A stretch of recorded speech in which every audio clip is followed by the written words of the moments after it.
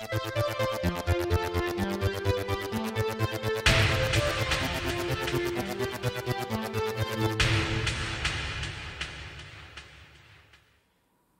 there guys, it's Martyn here, and welcome back to another instalment of the Sunday Catch-Up, this being episode 22.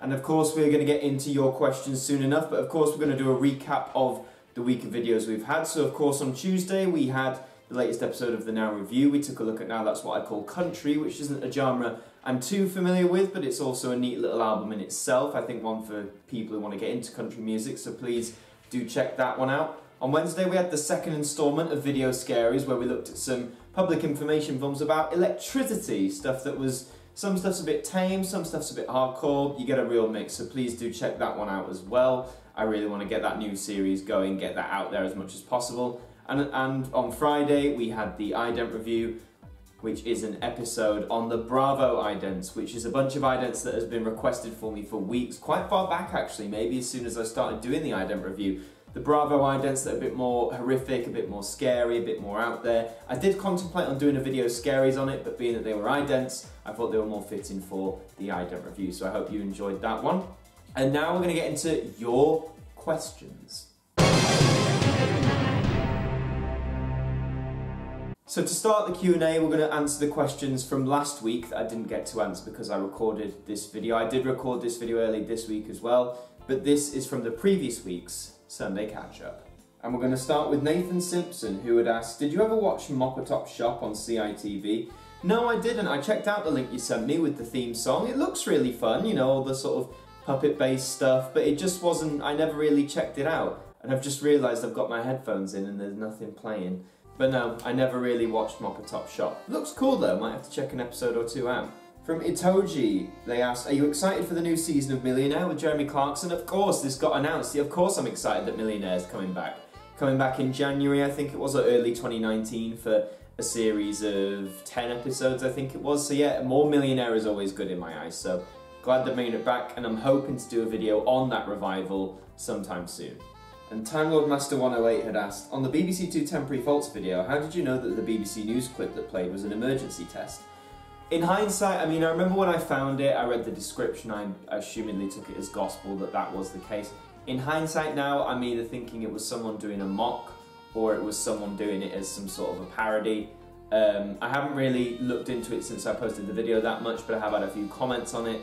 So your best bet is to assume it's a mock, because I highly doubt the more I think about it that would have been issued, so that was probably a fault on my part for assuming it was done that way. But that was from last week, the week before. It was from a few videos ago, those questions, but now we're going to look into the questions you left on last week's video. Okay, so your questions. We have Time Lord Master 108, kicking off with him, linking it, saying, what in your opinion was the best era for the BBC? The best era, it depends. If you're talking in terms of programming, that's hard to define because each era has had their, you know, their series of shows that are now classics and their series of shows that were also flops.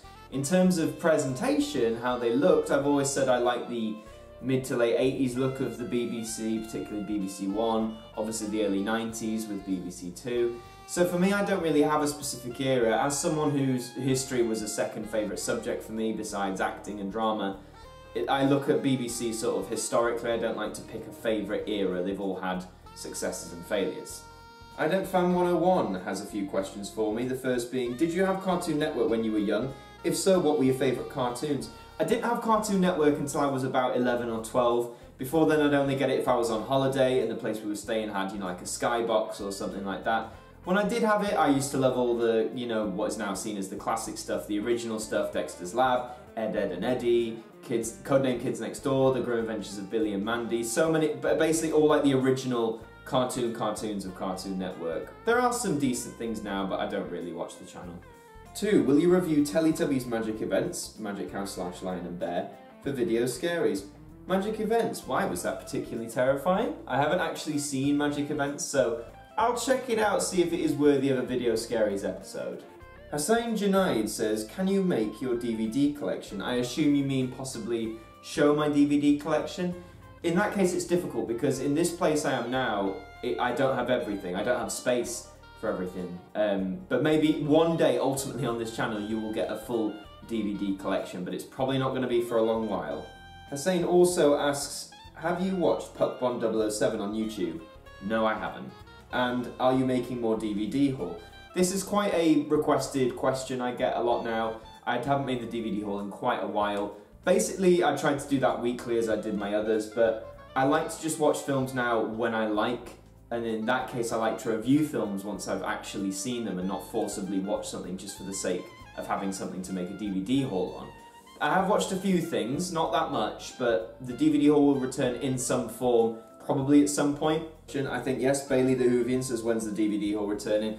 And the same answer there, Bailey, it will return, just in some, maybe it'll be in a different form, maybe it'll be the same as it was, or go back to the old sort of monthly collection. I'm not really collecting many DVDs anymore, just money has to go to other things, but it'll return in some capacity.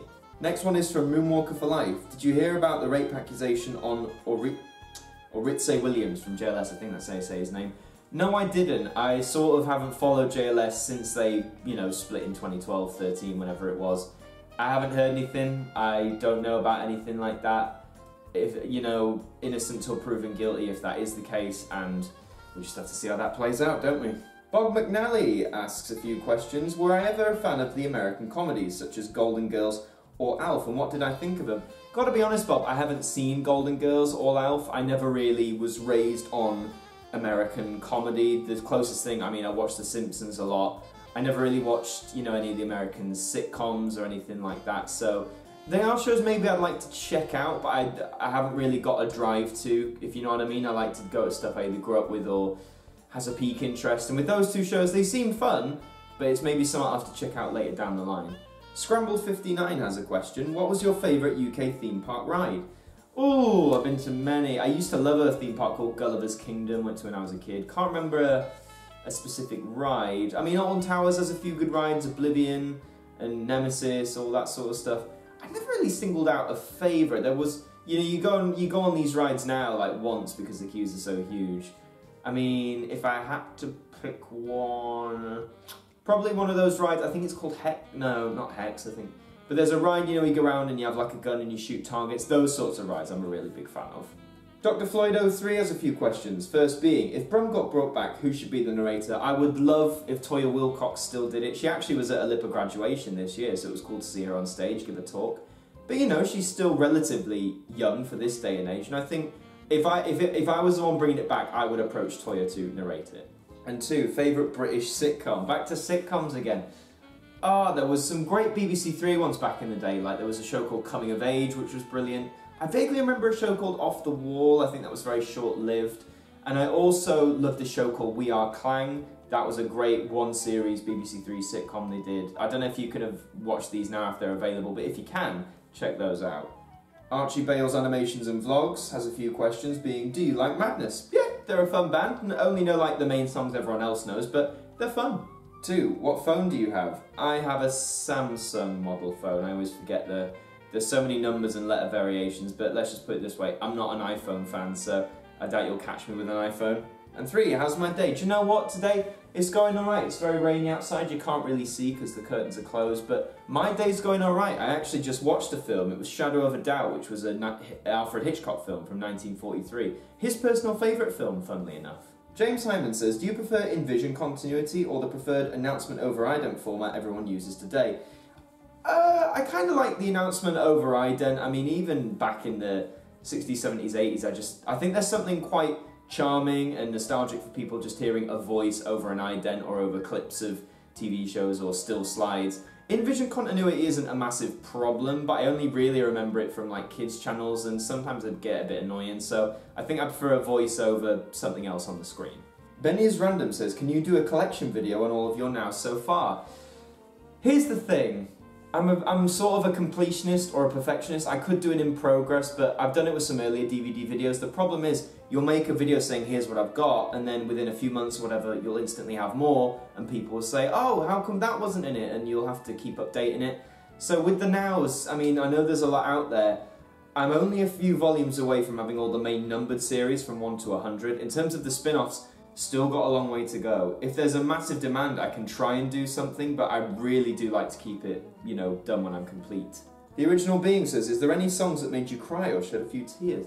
There's some sad songs. I mean, the first time I heard Adagio for strings, a song played numerous times throughout sad films and sad occasions, you know, it's very heart-wrenching.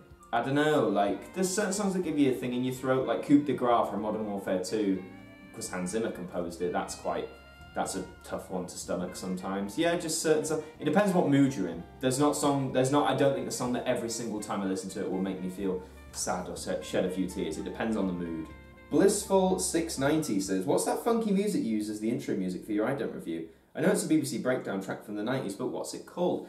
I actually don't know. I just remember I think it was, yeah, the BBC One Temporary Faults video last year, and obviously that was on it. I thought that was quite funky, and then when I needed some music, I remembered it, and that's where I got it from. I think on that video, if you look on the comments, the BBC One Temporary Faults, someone maybe pointed it out, but I'm sure if you ask any people in the TV forum communities or IDENT communities, they'll be able to tell you what it is. I'm sorry I don't know the name, but it's definitely a funky tune, you are correct. And finally we have Itoji, who starts with, pineapple on pizza? Absolutely not. What, are you insane? And 2, what do you think about the return of Millionaire? Answered that before. Let's go Millionaire 2019, Jeremy Clarkson. I'm in, I'm watching, it should be good. I hope they rectify some of the things that myself and other people commented that they thought, and that didn't make the show bad, but maybe hindered it slightly. I hope they work on those improvements, but overall, I'm just glad we've got more Millionaire. And those are all your questions for this week. As always, guys, thank you so much for submitting your questions. It's always great to read and answer them. Please leave your questions in the comments below, and they will be answered next week in the following Sunday catch-up. Now then, plans for the week. All the usual should be coming. You'll get the Now review, you'll get the video Scaries, and you'll get the IDENT review as well. Next week I am a bit busier. I'm not working as much, but I am doing a few auditions for various things, so that might mean less of my time can be used to make videos, but I will at all costs try my best, but at least I've given you this sort of pre-tape warning if something doesn't appear. But please do check out the videos from last week. Please like and share around this video as well. Thank you very much for watching, thank you very much for your support, and until the next video, I will see you guys next time.